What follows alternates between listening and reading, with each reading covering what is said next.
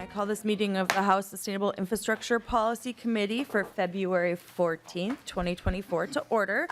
A quorum is present, so we will get started. I just kind of want to fill everybody in for the plans for this committee for this year. And so last year, we heard from our committee members and city administrators, county engineers about the significant barriers that small and mid-sized communities face when they seek to secure funding to upgrade, repair, or preserve their infrastructure to best serve their growing and changing needs for their community. Some of these barriers include the lack of bandwidth. We heard from Carver County. They testified that grant development took 80 to 100 hours of staff time. And then the lack of financial resources. We heard from the League of Minnesota Counties that told us pre-engineering, data collection, project planning can cost anywhere between $8,000 and $25,000. We worked to develop bills last year that help those small and mid-sized communities develop and get the funding for their infrastructure projects. So now it's time to move a little bit upstream and see how we can best help our asset owners, state, local, and private, to have the tools necessary to proactively manage their assets and be able to coordinate their work, limit costly emergency repairs, increase longevity of facilities, and maximize the return on investment. This work began over the interim with the Infrastructure Resiliency Advisory Task Force, which Representative Gilman and I worked on this over the interim, and will continue in our committee this session. So it should come as no surprise that we will be spending several committees, meetings, hearing and taking testimony and marking up the bill to create the Minnesota Advisory Council on Infrastructure. Or are we going with Mackey or Macy? Haven't quite decided the acronym term yet. So the bill is a work in progress, and it's my intent that we refine it throughout the committee process to make sure that it works. And I'd also have the intention that we get the fiscal note before we move it out of this committee as well. I'm hoping we can get that. Today we will hear a presentation from the LCC on the task force's report, and we'll walk through the bill that I created for the Mackey and take member questions. Mackey, Macy, I don't know. No testimony or formal actions will be taken today, so those interested in testifying will have the opportunity. So with that, we will move on to approval of the minutes. Our first, so may I have a motion to approve the minutes for March 8th, 2023? So moved. Representative Clardy, I always think Mary France, moves to approve the minutes for March 8th. All those in favor, please say aye. Aye. Opposed, same sign. Minutes are approved. Thank you. All right, first on the agenda is you guys have a copy of the PowerPoint slides in your packet, and then first on the agenda, we'll have Ms. Weiner come to the rostrum and to present the LCC report on the the advisory task force.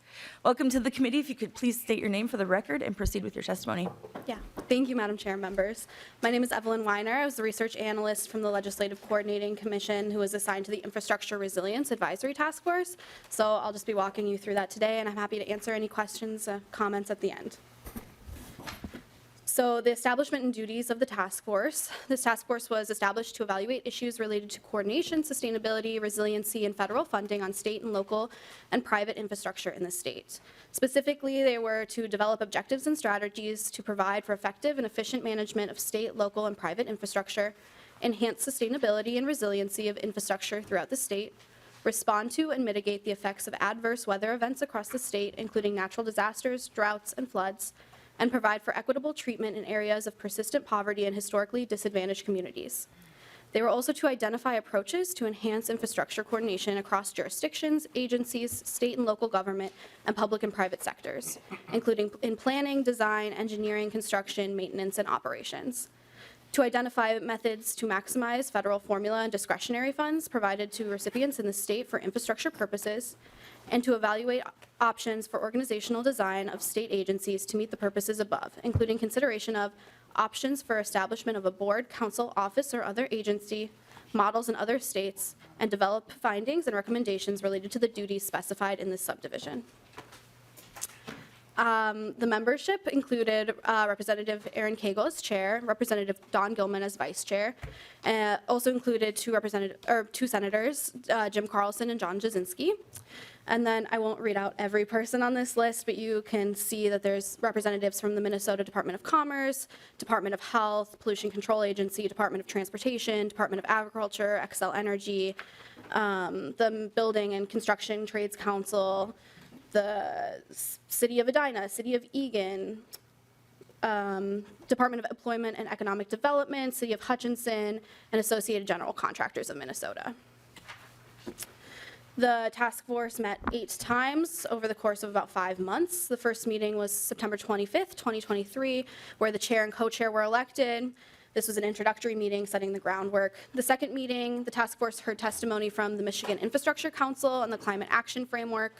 The third meeting, they discussed those testimonies. The fourth meeting, they heard testimony from the University of Minnesota's Empowering Small Communities Project. In the fifth meeting, the mission statement was drafted. The sixth meeting, the mission statement and the board structure were finalized. The seventh meeting, they discussed all other matters. And then in the final 8th meeting, the report was finalized and approved by the task force. I know that you got a presentation from the Michigan Infrastructure Council last year, so just a little recap. It is comprised of 9 voting members that represent asset management experts, financial and procurement experts, and experts in regional asset management planning. The MIC is also comprised of 9 non-voting members, which represent state agencies, the Water Asset Management Council, the Transportation Asset Management Council, and the Michigan Public Service Commission. The goals of the Michigan Infrastructure Council are to define a vision for Michigan's infrastructure that provides the foundation for public and environmental health, economic prosperity, and quality of life. Their 5 tenets are to collaborate, coordinate, educate, invest, and prioritize. So finally, the recommendations that came out of the Infrastructure Resilience Advisory Task Force were a board that would be charged with defining and maintaining a vision for the future of Minnesota's infrastructure that provides for proper management, coordination, and investment. The board would work in a non-regulatory capacity and in tandem with stakeholders to identify and promote best practices that will preserve and extend the longevity of Minnesota's public and privately owned infrastructure. The board will consist of 15 non-voting members that are experts in an aspect of infrastructure and 11 voting members. The duties of the board is charged with include, but are not limited to, electing a chair, hiring an executive director, identifying approaches to enhance and expedite infrastructure coordination across jurisdictions, agencies, state and local government, and public and private sectors. Areas of coordination could include planning, design, engineering, construction, maintenance, and operations. Other duties of the board include developing an educational program on asset management and writing an annual report to the legislature. And then I am available to answer any questions on that. Thank you very much. Are there any member questions? Seeing none, thank you so much for your testimony. And I will hand the gavel now over to Vice Chair Kern. Gosh, I'm having a morning, you guys. Right.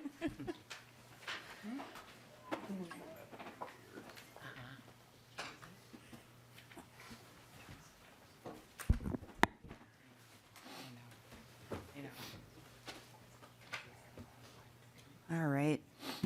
As Chair Koegel gets settled, we will do an informational hearing on the bill language with House Research Code MB098-3. A copy of the language is in members' packets. As noted in the posting, we will not be taking any formal action on the bill today. We will take testimony at our next meeting next week, February 21st, and we'll mark the bill up after that. And with that, Chair Koegel, when you're ready. Thank you so much, you guys. I'm super excited about this bill and super excited about the possibilities that we can have with it.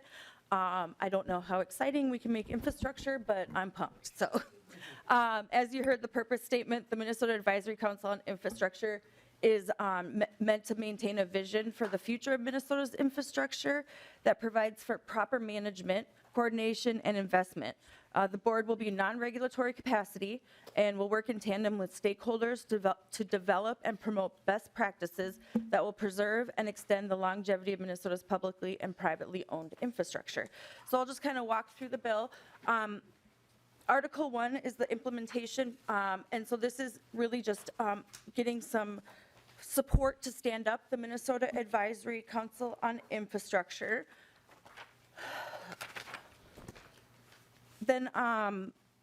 Section 2 and 3 are the appropriations. The first one is kind of going to be the infrastructure, or the implementation, getting the infrastructure council stood up. And then the Section 3 would be the ongoing appropriation to them. And as mentioned, my intention is to get the fiscal note before we pass it out of committee. Section, or on 2.20, that starts the definitions. And we defined infrastructure as we broadened the definition of infrastructure at the suggestion of the task force, hoping to be more inclusive. You can see that we have agriculture, commerce, communications, economic development, energy, food, health, housing, natural resources, public safety, transportation, and drinking, storm, and wastewater. So really trying to think about this in a really broad perspective. So then Section 2 on page 3 is the purpose of the advisory council. And so the Minnesota Advisory Council on Infrastructure is set up to operate outside the umbrella of any executive department. This fits with our goal of not siloing the Infrastructure Council, but by being housed in one or more department that they're strongly tied to. So we want to make sure that this is kind of an independent council. You can see subdivision 2 and subdivision 3 are the voting and non-voting members, how they will be appointed. We wanted to try and make that as balanced as possible so that it wasn't a partisan. And one of the things that we heard from the Michigan Infrastructure Council is this stuff, they don't find it to be partisan at all. It's too nerdy to be partisan, I guess. All right, on page 4, this is just continuing more of the appointments, so the voting member qualifications. We want to make sure that we're getting people at the table who understand infrastructure and different kinds of assets as well. And we have no legislators on the council. And then we made sure that there was some consultation with some of the different trade organizations and representations from the groups that are experts in this field.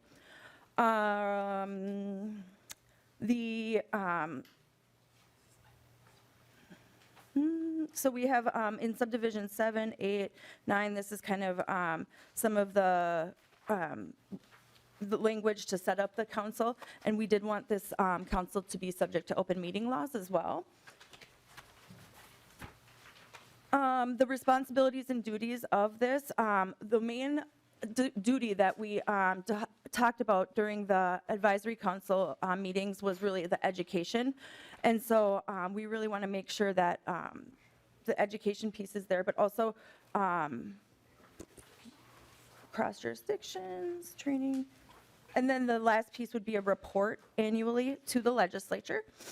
On page 7, we are asking for some staff to help run this committee, so an executive director and some staffing.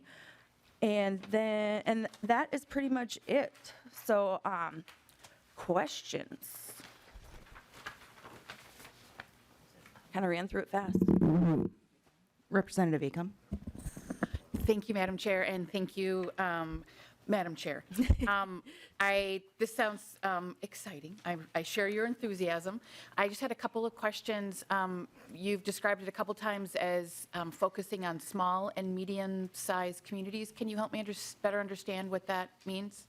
Chair Koegel. Yes, so what that would mean, so the Small Communities, Empowering Small Communities program is separate from the Infrastructure Council.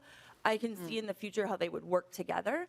But really, the Infrastructure Council is going to be a place where a lot of these communities can come to learn about the best practices, about how to handle their assets. We've heard that story about the public works person who suffered a heart attack and passed away, and the only way their city could find out where the water mains were was by them breaking. And so really, this is the place where these small communities can come and have access to the things that are going to make them really good asset managers.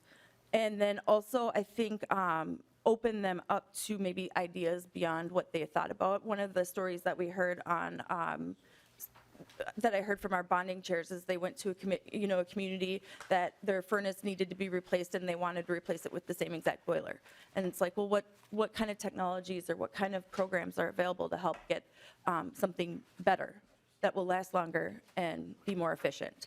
So I think it's really about finding that place to get that education. And follow-up, please. Yeah, Representative Acom. And then it also indicates that it'll be looking at both public and private entities. And so is that, so will that in fact be addressing both public and private, I guess is the question. And then what is the product? Like, will it be recommendations or different options, or to your point, education? Just a little bit more information about that I think would be helpful. Chair Koegel. Thank you, Chair. And so some of the, we kind of put out we wanted some flexibility with the board so that they could go out and do some listening sessions and figure out exactly what our communities need. But one of the first things that we do want them to undertake is finding out those best practices for asset management and making sure that they have a system to get those out to communities across Minnesota. And so that first piece is really about the education. And then I want the board to, kind of chart their own path when it comes to, figuring out the best way to engage communities on infrastructure issues. Thank you. Thank you. Thank you. Representative Anderson. Thank you, Madam Chair. Representative, little question in terms of this commission. It's going to be independent, and they're going to get state money, and somewhere in the chain of command, they got to answer to somebody. To whom will that be?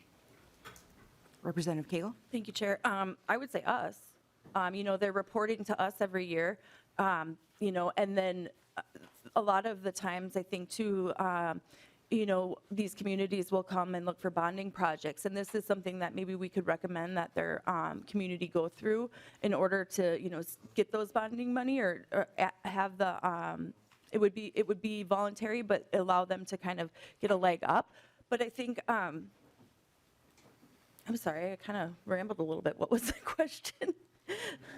Well, again, what is the... Oh, they would be accountable to us and the board. So there's commission or the non-voting and voting members. They would be accountable to them and accountable to us. Representative Anderson. Just one follow-up. Thank you, Madam Chair. You're talking about, kind of following up on Representative Acom's question about the private infrastructure.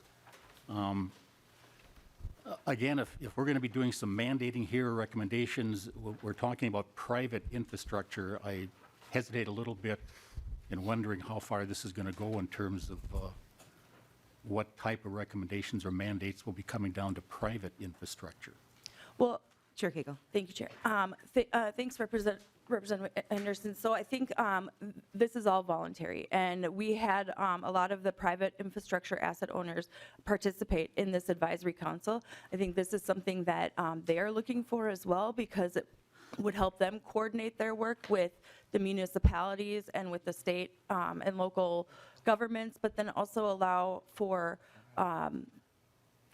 other projects to happen during the time that they're doing their work as well. Or maybe they have something, something that they're planning on replacing, and they are coordinating with the city. They see the city's going to be doing some work in that area, so maybe they bump up their project to do it at the same time. All right, Representative Gilman. Thank you, Chair, and nice to see you all again. Yeah, we put a lot of time and energy into this, and thanks to the staff for their hard work and great communicating. I appreciate that. Again, I just kind of want to go back to, 3.3 when it talks about the Minnesota Advisory Council on Infrastructure is established as the governing body of an independent agency of state government. So I remember talking to Mr. Burch, right? Matt? First. Oh my gosh, there you go. On Zoom, you look different. You look much taller in person here. I appreciate. Sorry Call them a lot of about things, but never small. I thought you looked familiar, just kidding. Okay, so I just want to go back to that quick and just understand, because one of my concerns is we do not want to grow government. From my position, I loved having input and feedback from the stakeholders in the room, but also just want to understand when we're adding things into law that say, an independent agency, when we were positive that this was not going to be a regulating body or a state agency, but yet when there's fiscal notes and there's taxpayer dollars going to it, I just want to know that piece of it. Because I did have folks reach out after our meeting, just concerned when they saw some of the language. Just, yeah, thank you. If you don't mind, can I ask him the Yeah, question right absolutely. now? Okay, thank you. Sure, Mr. Burris. Madam Chair, Representative Gilman. So first, kind of just setting the context of this draft language, the council would be a function or an entity within the state executive branch. So agency, as the term is used, is in state statute is used in a couple of different ways, but Okay. I'd say it's a term of art that refers to some, in this case, and in a lot of uses, some component of the executive branch. As I read this language, I'd suggest that it lays out that this is an advisory council that's part of the executive branch, but is not subsumed or kind of housed within any specific department. And that's what the kind of laying out as independent. I think the underlying thinking on that, not to put words in Representative Koegel's mouth, but that the underlying thinking was that the perspective is not of one particular department like Department of Transportation or MMB, and more infrastructure kind of more broadly. To the question on growth, that's really a function of the appropriations that would be part of the legislation. So regardless of the overall powers and duties of the council and the potential for staffing, that's really based on what the legislature enacts as far as an appropriation for someone to provide the basic support services for the council or for a number of people potentially, to provide the kind of basic secretarial, executive direction, do the work that the council guides in, putting together the legislative report, the asset management recommendations, identifying, kind of performing its duties. So it would be the really a result of whatever the appropriation level is. Okay, thank you. Representative Gilman, any follow-up with that? So just one quick, follow-up just on that feedback. So I did understand, though, that it would be housed in MMB. Is that right? Is that what we said during the task force meetings, is that it would be housed in the MMB? Chair Koegel? Thank you, Chair. That was one of the suggestions that we had talked about Okay. during the council meetings, but I think one of the things that we came out with is that when it's housed in a certain department, then it seems to be more beholden to that department, and we really wanted to make sure that this was independent and that we were kind of trying to break down those silos by putting everybody in the, putting the people that matter on the council so that they can coordinate. Okay, that was. And, I know you know this as a business owner, but, sometimes you got to spend money to make money, and maybe in government, we have to spend money to save money. And I really think that, this is the return on our investment in this, with this council, I think would be very worthwhile. Okay. Representative Franson? Thank you, Madam Chair. So I have a question here, a few questions. So it's an independent agency. What is the budget for this agency? Chair Koegel. Thank you, Chair. We're waiting for the fiscal note. We've already requested one, and as I said in my opening statements, we don't plan on moving my intention is to wait until we get the fiscal note to get this out of our committee. Okay. Do you, Lead Franson. Madam Chair, do you have, Representative Koegel, do you have an idea of how much, Michigan passed the Infrastructure Council in 2018, that's when it was established. And then in 2021, September 2021, it was funded for $3 million. And I understand that we are going into a structural deficit this next budget cycle.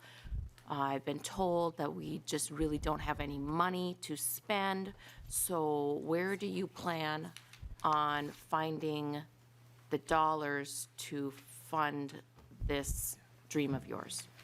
Chair Koegel. Thank you, Chair. So, Representative Franson, I think, that's where I need to make the case that this is going to be, the return on our investment, we're going to get our money back. And so that's the case that I need to make during this legislative session. And I'm hopeful that after the February budget, we'll have a little bit of a better idea of our standing. But yeah, I know it's going to be a tough hurdle to overcome right now.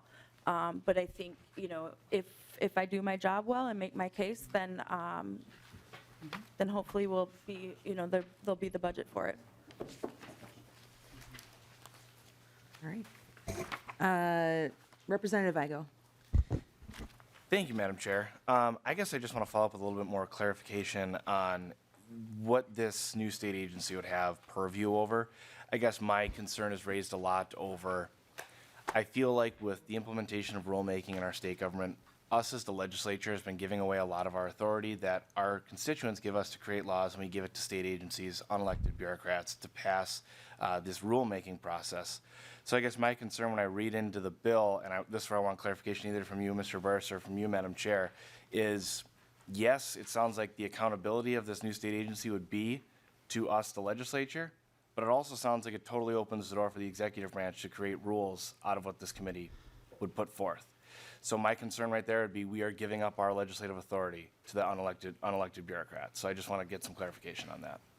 Chair Koegel. Thank you, Chair. So this is a non-regulatory, voluntary organization to participate in. So the charge of the Minnesota Infrastructure Council is not to make rules or mandate anything. It's about making recommendations to the legislature on what actions we can take to maybe expedite some of this stuff, or where are the pinch points. But really, the goal of this is to educate and have that best practices out there, so that when we do award a bonding project, we know that these communities know what they're doing when it comes to our assets, and that they are going to be the very best stewards of the project and the money that we award them. And so really, it's just, it's non-regulatory, it's voluntary, and it's something that our communities are asking for. Representative Igo. So just to follow up on that, so if these recommendations come to this committee and this committee says, no, we're not going to do it, my concern is the governor could still come in and do rulemaking, executive orders to pass what this council puts forth. I just think we got to be really careful as we set precedents in government like that. And when looking at the voting membership, looking through the list of groups you have on here, I think most of us will agree that's a good list. But then when I see lines like "but not limited to," I think that's where politics could enter something that you don't want to become political. And I just get really concerned about that, because this place can ebb and flow and change. And when we make moves like this, I don't want to see another runaway state agency that's making rules and mandates on our businesses that implement our infrastructure, especially like our trade partners. I don't want to see them having another rule or mandate come underneath them when they are the experts in the field that they operate. So thank you for the answer, but those are my concerns right now. Chair Koegel. Thank you, Chair. So, that was some of the concerns that were expressed in the committee as well. And so that's why we really made sure that the non-voting members were the agencies, and that the experts in the field, they have qualifications. It has to be somebody who's an expert in, proper management or coordination, is an asset owner. And the thing that we did hear from Michigan is that, when it comes down to it, it's not political. And I think Representative Gilman can kind of back me up. That was one of the conversations that we had a lot And that's also one of the reasons that why, if you look at the appointing authority, that there's even numbers across the board there. So it doesn't give one, it's even numbers across the board so that that there is fairness and that we are trying to make it as nonpartisan as possible. I hear your concerns about rulemaking, and I'm kind of wondering about that. If I, be willing to work with you about a way that we can maybe wall it off somehow, because I agree with you. This shouldn't be political. This should be about, the cement in the ground and our infrastructure and what's best for our state. And we want the experts telling us, I don't belong at that table. I don't know about wastewater, or stormwater retention. That's, it should be the experts in the field who are making these recommendations. Thank you. Representative Schultz. Thank you, Chair and Representative Koegel here. I think that as I look over this bill in its current form, the concern I see is it's when it both mentions public and private assets, and then it's largely about infrastructure. My concern is the way that it's currently outlined along the lines of the board voting and non-voting members. It's a heavy dose of state agency from across our current state agencies, and it lacks experience from the private sector, and specifically it lacks the knowledge base in true infrastructure experts. Rather, it instead has primarily the given commissioners or their appointees. From the way that I read the language. Chair Koegel. Thank you, Chair. So those are non-voting members. They're only there to advise the voting members about state policy and state, trying to help them make this a reality through the complicated systems that are state agencies. So if you look at the language, the non-voting members are the ones that are laid out in subdivision 3. So those are the state agencies, non-voting. The voting members are the ones that are actually the experts in the field. So you'd see the qualifications that they are asset managers in one or more areas of planning, design, construction, management, or operation and maintenance for drinking water, wastewater, stormwater, transportation, energy, and communications. Either financial management or procurement, regional asset management across jurisdiction or infrastructure sectors, and no current legislators may be on the council. So those are the voting members. I think that's exactly what you want to see then.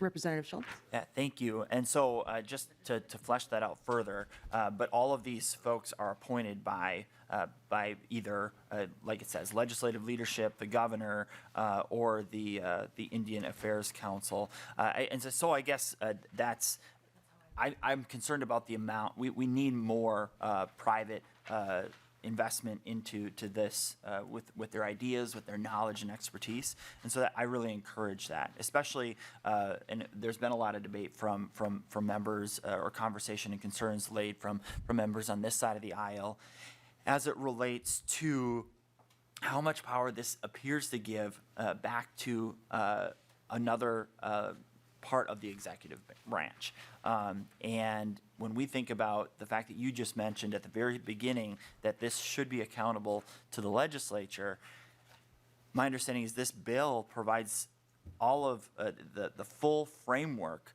for the Department of Administration to change course on exactly what the deliverables of this new state agency would be. Chair Koegel. Thank you, Chair. I guess I'm really confused by the last part of that question. It would give, what was that? Representative Schultz. Yeah, a clause that allows the Department of Administration to unilaterally okay changes to the way that the council operates. Chair Koegel. Can you tell me the line?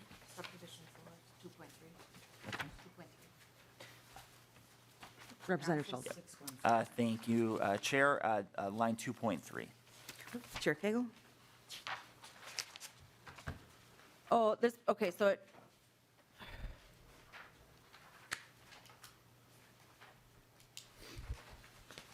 sorry, I just have to read this real quick. So the provision authorizes the executive branch reorganization sooner than is typically allowed to provide implementation flexibility. And you can see this language in other proposals that create a new entity in the executive branch. Representative Schultz. Thank you, Chair. So that's my concern, right? Is that this hands another brand-new state agency to the executive branch, full authority to change the deliverables without the approval of the legislature, based upon my understanding of that language in subdivision 4. Chair Koegel. Thank you, Chair. What deliverables are you talking about? Representative Schultz. Thank you. Based upon this language, my understanding would be that the deliverable from this council is a report to the legislature. And thus, that could be wholly directed by the executive branch. And that's what I believe this language would lead us to. Chair Koegel. Thank you. Mr. Burris, would you be able to clarify that language? Yeah, Mr. Burris. Madam Chair and members, the provision that's in that subdivision, as you had stated, lays out that it would not be the usual 1-year kind of holding period before the executive branch could reorganize the structure. And what that refers to is not so much powers and duties, but it's as far as what is in statute that would stay. So there would be the same requirements. It's more agency organization. So for instance, if there is an existing, just to take an example, if there's an existing office that the Department of Administration felt fit better within the advisory council, under current law, they would be able to do a reorganization and move the office. It wouldn't decrease staffing. It would kind of be more of an organizational shift. Normally that needs to wait a year. This provision would allow that to take place soon. It still would need to, the powers and duties would be unchanged from what's established in the enabling legislation. So that wouldn't be a modification as to what the functions are. It's more of a modification as to what entity undertakes those functions, or what the kind of overarching executive branch structure might look like or get modified. Chair Koegel. Thank you, Madam Chair. So what I'm understanding is it's just moving the chairs around and not so much changing any deliverables at all. All right. Lead Franzen. Thank you, Madam Chair. Back to the Minnesota Advisory Council, the voting membership and the non-voting membership. So when, for example, the council consists of following voting members: 2 members appointed by the governor, 2 members appointed by the Senate Majority Leader, blah, blah, blah. Does that mean that those appointments, so let's say the Speaker of the House can then go to subdivision 5 and use these examples? Are we appointing people from like the Association of Minnesota Counties, the contractors? Or are we talking about members itself?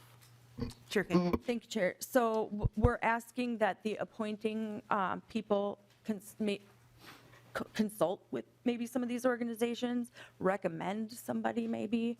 We put those organizations in because we thought that at the table, those are the ones that we thought were vital to the work that we were doing. And so it's really just like, here's a place where you can tap some of your some of your people. Lead Franzen. Thank you, Madam Chair. Representative Koegel, so the appointed individuals, so let's say the Senate Majority Leader has 2 members they can appoint. They're not allowed to appoint current members from the language. Are they allowed to appoint former members? Chair Koegel. Thank you, Chair. As long as they meet the qualifications for voting members. Lead Franzen. Thank you. Madam Chair, Representative Koegel, my concern is that we are going to have individuals on this task force that maybe have absolutely no background on infrastructure. no idea about how roads and bridges are built, how culverts are put in, et cetera, et cetera. From what I also understand from the task force is that there was no agreement on this particular legislation that left the end of it. Chair Koegel? Thank you. So for the voting members, again, subdivision 4 is the qualifications to be a voting member. So they have to be an individual who has expertise and experience, whether from the public or private sector, in any of the following: asset management in one or more areas of planning, design, construction, management, operation, and maintenance for drinking water, wastewater, stormwater, transportation, energy, or communications, financial management or procurement, regional asset management across jurisdiction and infrastructure. And so those are the qualifications. I forgot the second part. Oh, with the no recommendation on legislation. A lot of the state agencies had contacted me and said that they couldn't vote on any kind of recommendation for legislation because they are executive branch members, and that has to come through the governor's policy recommendation process. And then I think, once the departments kind of felt that way, I think a lot of the other people who were representing trade organizations kind of felt the same way. They needed to go back to their folks and see if it was something that they could, put their weight behind. And so during the last meeting, we decided to not add the policy or the language recommendations to the final report. The language recommendations are based off the final report, and I made it clear during the task force meeting that I intended to introduce this legislation. Lead Franson. Representative Koegel, why create a whole new state agency, which in my opinion is going to be beholden to the executive branch, instead of just doing another task force or a permanent task force if their job is to create a report for the legislature every year? Chair Koegel? Thank you, Madam Chair. So their job, one of their jobs is to put the report out. But the main job that we have kind of directed them to do is the education on asset management. And so that's really what the goal is to get out there and do this asset management. All right, I have another member with a question, Representative Gilman. Great. So just so I understand real quick, thank you, Chair. We are going to do like a markup at some point, is that right? Like where we can kind of go through like a markup if there's, what I'm hearing is that we've got 3 meetings to kind of work through this, which is amazing. So we could come just with some constructive things, and what's exciting is that again, hearing that you want to have bipartisan work on this, which is fabulous. So that will be coming, right? We'll kind of go through line by line a little bit in the future. Is that happening? Yeah. Chair, thank you. Yep, we have set aside 3 committee hearings for markup on this bill. So when would you like to start that? I believe we're going to be taking testimony next week, and then the week after that, we will start markup. Okay. So you guys have plenty of time for amendments. Get Okay. working on them. Cool. Thank you. Representative Schultz. Thank you, Chair and Representative Koegel. We talked in some part in regards to the total cost for this and a brand-new state agency. I believe we had 2 new state agencies last session. So my question is, you've done a lot of research into this, and it appears that there might be some other states who have implemented something similar to this. And then you just talked about your premise that education is a large part of the duty of this group, this new state agency. My question for you, with all of that in mind, is how many staff do you think are going to be needed in this state agency, realizing we added over 2,000 new state agency staff members in the last year? And that is a heavy burden for Minnesota taxpayers. Chair Koegel. Thank you, Chair. So they have 3 staff people in Michigan. And so if I don't think we would be able to, stand something up very quickly. And so I think we could stand something up pretty quickly. And so what I was kind of basing my thoughts on was the infrastructure coordinator position that we created last year, and I believe it was about $700,000 a year for that position with 2 staff as well, so, or maybe 3 staff. And so that's kind of what I'm basing my thinking on this, is that it could be like a 2 to 3 staff organization at the end, when it's fully stood up. Representative Schultz. Thank you. And I think that a larger concern from our side of the aisle here is we already have a bloated state government, one that spent all of it, 18 or 19 or $20 billion surplus in the last session. And we have to ensure that we're not wasting dollars. We could probably look within the Department of Transportation, and they would likely say that they have, some ability to put this within the staff that they have.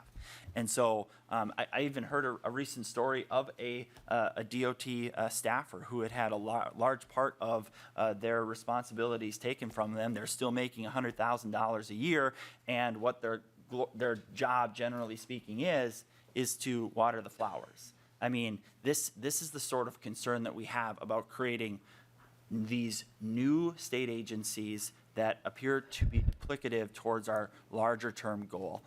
So I'll just add that to the conversation. Chair Koegel. Thank you, Chair. So I think that is a valid concern, and that's why we want to make sure that we are being stewards of taxpayer money, and that this would be a way to help make sure that when we're awarding projects to communities, or that, that folks who are in charge of our assets are maintaining them, so that, if there's a project out there, like a water main, let's say, and we put that in, and then we have somebody who has no idea how to do maintenance on it, and they're running that program for 5 years, and all of a sudden, there's a problem. It's, it's like changing your oil. Or I had a brand new griddle analogy. It's like it's like grabbing your grandma's cast iron pan and making sure that you season it every few years. You want to make sure that you're taking care of what you have. And if you take care of what you have, it will last longer, it will perform the way it's supposed to, and we won't have to spend money on repair and replacement. Thanks. Moving on to Lead Franzen. Thank you, Madam Chair. First, Representative Koegel, if you're using a cast iron pan, it needs to be seasoned after every use, not every few years. Every use, Oh yes. boy, I'm doing it wrong. Yes. Secondly, is the membership set in stone, or do you have some openness in adding other experts to it? Chair Koegel. Thank you, Chair. I have all the openness in the world. I want to make sure that this is something that works for everybody, that everybody feels ownership over, and that is something that, that we can do, and that it will be worthwhile. So I'm completely open. So perhaps we could find some comfort language for the markup bill? Yeah, Okay, absolutely. great, thanks. Representative Anderson. Thank you, Madam Chair. Just to follow up on what Representative Schultz brought up, a question to Mr. Burris. I think on our side, whether rightly or wrongly, there's fear of kind of a runaway commission here. If we're going to lose authority, it's going to answer to the governor, an executive order. Just concerned about going back to on page 2, beginning at line 3, the organization. Is that kind of boilerplate language when they can, to put into a bill that they can change the makeup before a year? Or is that something unique to this bill? And why is that piece necessary to change the makeup in a hurry, in a fast timeline? Mr. Burris. Madam Chair, Representative Anderson, I've seen examples of that approach in other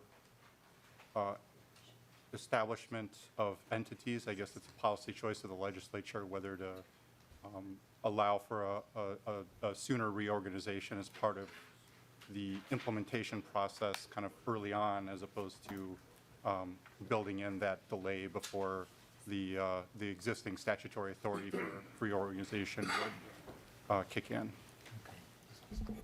Representative Anderson. Thanks again, Madam Chair. And just a comment to Chair Koegel. You know, it seems that we're not trying to reinvent the wheel. I think you would agree with that. But we have Department of Commerce, we have DEED, we have Dolly. And I can't help but imagine we have people in those departments that are doing some of the things that you're wanting to do with this commission. And again, are we reinventing the wheel? And just the concern about we're making more bureaucracy to deal with bureaucracy. And it seems that I need to be told that we need this commission. Chair Koegel. Thank you. I think those are really good points. And so that's the thing, is a lot of these agencies are doing this, but they're not talking to each other. And so that's the frustration, is because there is so much duplicative work going on, MnDOT doing it and Commerce doing it and DEED doing it, that they should be doing it together. And so that's really where, this is hoping to break down some of those silos, and really have the left hand talk to the right hand.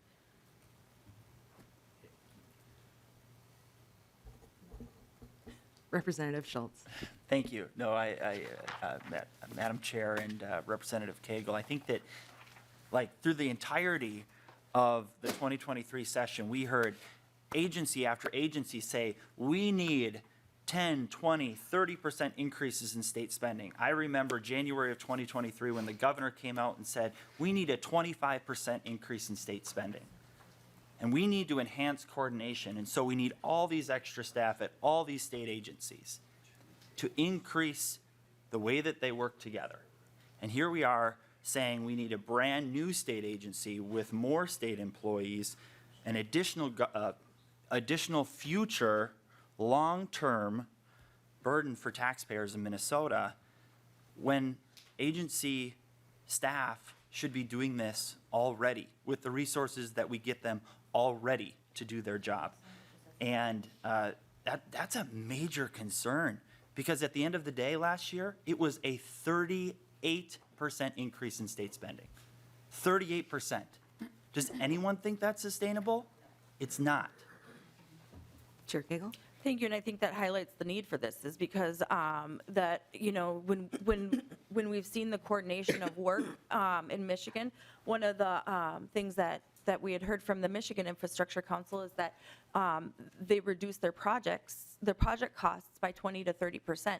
And I think in the last time that we talked to Ryan, that he said it was like 40%. I don't know, I'd want to see the numbers on that, but I think that the return on investment for this makes the case for it. And so I think that's exactly why we need this, is because we need that coordination. We need to make sure that people are taking care of the assets that we have, so that we're not spending more money down the line, that we're making sure that the projects that are being funded are ones that fit within the vision for the state, and that and that there is some, I think the key difference between this and kind of what you're talking about with the agencies is that we are bringing in experts in the field. We're not asking the agencies to make decisions. We're asking the people who are the boots on the ground, the ones who are out there, cleaning the sewer pipes from the flushable wipes that aren't flushable, and the ones who are designing the roadways, and the ones who are working through that grant process 12 or 15 applications later. Those are the people that are going to be setting, kind of the agenda for this organization. And so, the agencies are there because they need to be there to hear from the private and public entities that will be represented by this council, and figure out how to best work with them, because they are the ones that are out there doing the work. And so I think, kind of this would really also highlight some of the state pinpoints or pinch points for the boots on the ground, so that we can, if there's a problem, it's not going to be like, 12 cities are having the same problem and nobody knows. And then, a year later, somebody meets at a conference, they're like, I had that problem too. It's kind of a triage place as well. So that's my hope, at least, or my vision. Thank you, Chair. And as noted earlier, we will have more opportunities for hearings and to go through and mark this bill up. Chair Koegel, is there anything you'd like to add before we wrap up today? Lead Franzen? Okay. Yeah, thank you. I'm really looking forward to the conversation on this. I want to make sure that it's a good bill that we all feel confident passing out of committee. And so I'm willing to do the work and really want to make sure that you guys know my door is open to all of you and all of you. I want to make this good. I want to make it a really good piece of legislation that's going to help our cities, our municipalities, our asset owners, and our taxpayers. Because what it comes down to is making sure that we're getting the best bang for our buck and that we're taking care of our assets. We're seasoning our pan every time. So I really appreciate the conversation, and I welcome the feedback. So thank you very much. Lead Franzen. Thank you, Representative. Representative Koegel, I sent a letter to you on January 30th and did not get a response. And for the members and to the public, it was about ending this committee. I did respond to you. This committee that, quite honestly, I still don't know why it exists. Currently, this year, we have had 423 introductions of bills. 0 have been sent to this committee. Last year, we had 10 total directly sent to the committee at introduction, 4 of which were the chair's bills. There is no Senate comparable committee. And quite honestly, we were told this committee would not be dealing with climate change related bills as there was already a climate, energy, finance, and policy committee. But many of the bills that were heard last year in this committee were in fact climate change or energy related. For example, we had House File 2170, which was global warming impact standards for state buildings and roads for construction materials. House File 2036, energy use provisions modified. House File 1135, weather trends in building designs. House File 749, state buildings designs to incorporate climate change and resiliency. And there was one GOP member, House File 342, that was Representative Igoes on the carbon capture sequestration, which was initially sent to the Climate Change Energy Committee and then re-referred to this committee on a motion to recall and re-referred on February 16th, but was yet never heard in this committee. Madam Chair and members, I think this committee is a huge waste of time. We could be freeing up this committee room for more important committees. These bills that we don't have a budget, they either get sent to Transportation or to the Climate and Energy Committee because that's where they belong. And so that's just where I am on that, Madam Chair. I really honestly still don't know why this committee exists, why we are wasting our time on this committee, and that is my comments to put on the record. Chair Koegel. Thank you. I did respond to your email, and I have it on January 30th. I responded that I planned this to be a one-term committee only because we are in this really rare time where there's a lot of infrastructure money being pumped into our state, and we need to make sure that it's being used well. If you think this committee is a waste of time, you don't have to come. That's your right. But I really kind of take offense to that because I put a lot of hard work into this, and I think it's valuable work. And, I don't agree that this is a waste of time because we've heard from people that this is something that they're looking for. And so, I think, and if during my opening statements, when we first gavelled in, I had kind of laid out the plan for the committee, so I'm sorry you missed that. But my intention is that we will spend this committee time working on this bill. If Representative Igo wants a hearing on his bill, we have talked, and I said I would give him a hearing on his bill. So I'm sorry you think it's a waste of time, but I think it's really valuable work. Thank you, Chair. And again, thank you, Chair, for your work on this committee and for your work on this bill and your commitment to bringing this to a bipartisan place for everyone. I think we're going to get some really good work out of this committee, so thank you for that. That concludes our agenda for today, and this meeting is adjourned. Thank you.